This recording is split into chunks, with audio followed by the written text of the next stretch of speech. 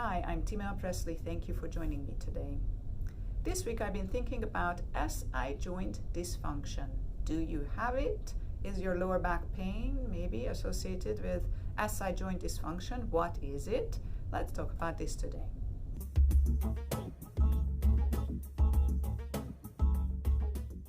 First, let's talk about what the SI joint is, where it is, how could we describe it anatomically. So just imagine the spinal column and then the pelvis.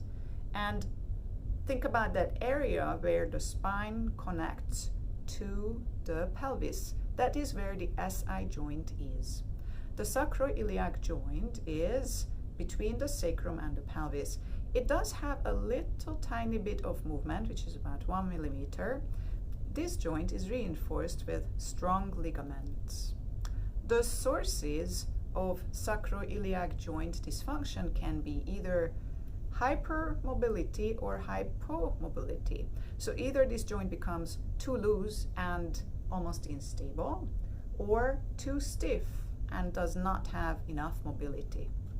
What kind of symptoms can someone describe and expect if there is an SI joint dysfunction? It's interesting because some disc issues feel very much like SI joint dysfunction, but there are some slight differences, so let's go through this.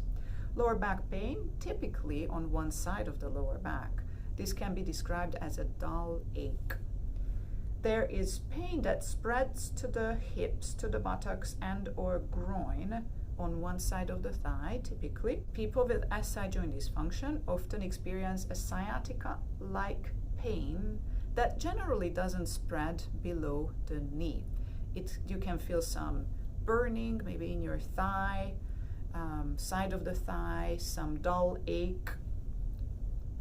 Sometimes it's the back of the thigh. It can feel hot, it can feel sharp or stabbing, and it can sometimes be combined with numbness. Generally speaking, some stiffness and reduced range of motion is also a part of the symptoms.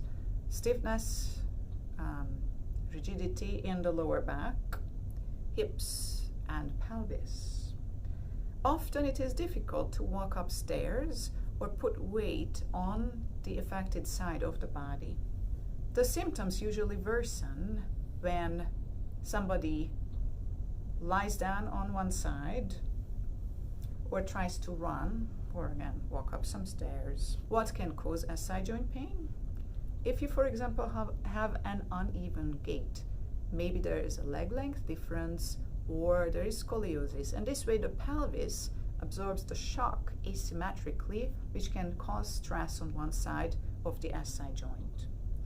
Pregnancy or recent childbirth can also be a reason for developing SI joint issues, because with pregnancy certain hormones are released that loosen the ligaments of the pelvis, and as a result some hypermobility might develop. Prior lower back surgery or activities such as contact sports or heavy weightlifting could contribute to SI joint dysfunction, as well as tasks that involve lifting heavy things. And sometimes sitting for a long time or standing for prolonged periods of time with a deconditioned lower back can also contribute to SI joint issues. Now, from a Pilates point of view, what can we do and what can we focus on once somebody is cleared to participate in Pilates by a medical professional, who could be a physical therapist, an orthopedic doctor, or even a chiropractor? We will be focusing on the things that we always focus on: balancing strength and flexibility in the muscles around the joints, especially the abdominals, the back muscles, and the side of the trunk, to create more stability in the lumbopelvic region. We are also going to focus on stretching in particular the lower back, the hips, because these tend to become very tight. If you notice that you have these symptoms, the best approach is to talk to a medical professional and have a diagnosis so that you know what to do. These medical professionals will also be able to give you more advice. But once you're cleared for exercise, feel free to contact me through my website presleypilates.com, and I would be happy to work with you in a one-on-one setting.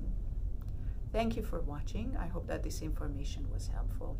If you have questions about anything related to Pilates and exercise, feel free to email me, message me, also through my website. I look forward to questions. Thanks. See you next time.